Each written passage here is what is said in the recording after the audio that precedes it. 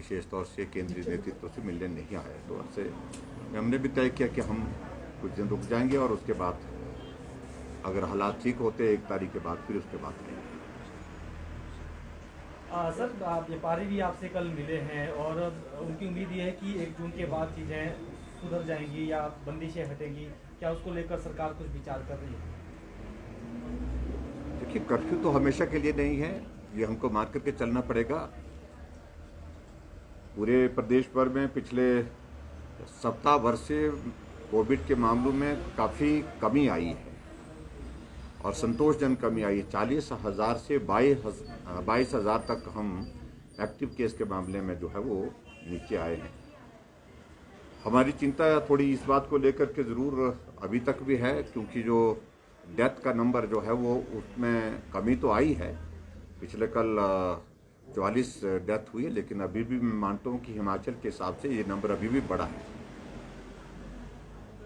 और ऐसी सूरत में जब कोविड के एक्टिव केसेस की संख्या गिरती जा रही है, कम होती जा रही है, संक्रमण कम होता जा रहा है, तो हमारे लिए इम्पॉर्टेंट है, महत्वपूर्ण है कि हम इकोनॉमिक एक्टिविटीज़ भी सुनिश्चित करें।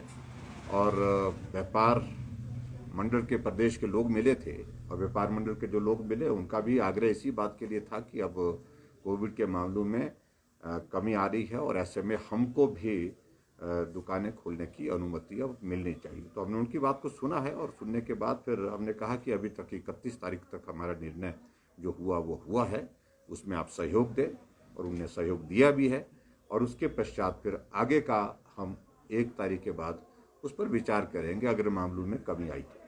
सर, वैक्सीन को लेकर जानकारी आ रही है कि जो स्पुतनिक है और कोवैक्सीन है, उसको लेकर भी राज्य सरकार सोच रही है क्या? जिस तरह जो उपलब्ध निश्चित रूप से सोचने का विषय है ही है ये, और मुझे तो लगता है कि इस पर हमको सोचना ही चाहिए, क्योंकि जितनी उपलब्धता हमको वैक्सीन की चाहिए उस तरह से जो थोड़ी हमको कमी महसूस हो रही है। अभी हमको 1,07,000 जो है डोजेज अभी मिली हैं, जो 44 से नीचे 18 से 44 के बीच के लिए।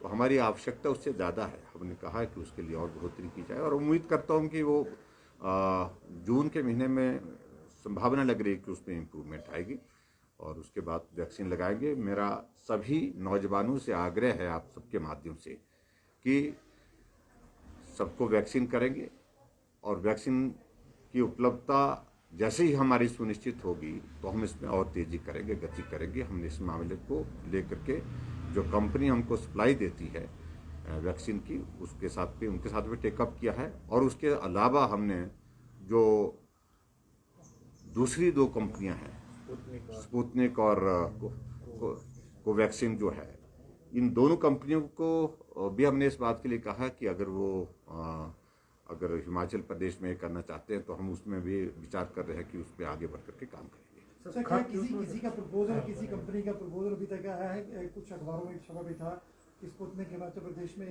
जो हमारा फार्मा, देखिए, अभी तक जहाँ तक उपलब्धता उन दोनों वैक्सीन की भी बहुत ज़्यादा नहीं है, और ऐसी सूरत में हम उनके साथ हम उनको ऑर्डर प्लेस कर दें और उसके बाद वो भी उपलब्धता नहीं हो पाई, तो उस बात को लेकर के कहना कठिन है। तो मैं यही कहना चाह रहा हूँ कि जून के महीने में सभी जितने भी हमारे 44 से हमारे 44 से नीचे 18 साल तक के, जो 18 से 44 के जितने भी हैं हमारे नौजवान, उनके लिए वैक्सीन की उपलब्धता को बढ़ाने की कोशिश कर रहे हैं। सर, क्या कोई मैन्युफैक्चरिंग के लिए भी कोई बड़ी कंपनी जिस तरह की ये जो वैक्सीन बना रही है, कोई क्या हिमाचल के हमारे फार्मा में बनाने के लिए किसी का प्रपोजल आया है क्या? इसका स्पुतनिक का आया है, और उसमें जो पनेशिया एक कंपनी है, उस कंपनी ने वो उस बात के लिए आगे बढ़ कर के काम करने की बात कही, और मैं उम्मीद करता हूँ कि उसका परिणाम अच्छा होगा। जब वो उपलब्ध होगी तो और भी ज़्यादा हमारे लिए मदद होगी। स्टेट की तरफ से क्या हेल्प की जाएगी? देखिए, हम जो भी लॉजिस्टिक हेल्प, जो जितनी भी सारी मदद जिस तरह से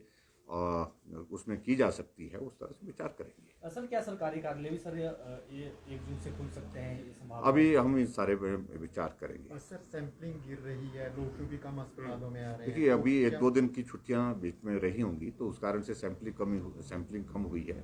हमने इसको कहा कि उसको बिल्कुल उसी स्थिति में लाया जाए जिस स्थिति में पहले थी।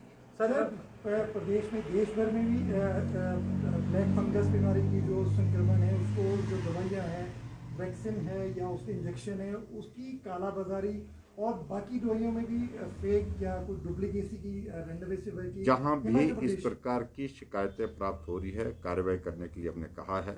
निश्चित रूप से इतने बड़े संकट के दौरान कोई इस प्रकार का कोई धंधा करना चाहेगा तो उस आदमी के खिलाफ सख्त से सख्त कार्रवाई करेंगे। हिमाचल प्रदेश के बद्दी का मामला सर रेमडेसिविर के डुप्लीकेसी को लेके मामला दर्ज उसमें हुआ है। कार्रवाई करने के लिए कह दिया, कार्रवाई होगी।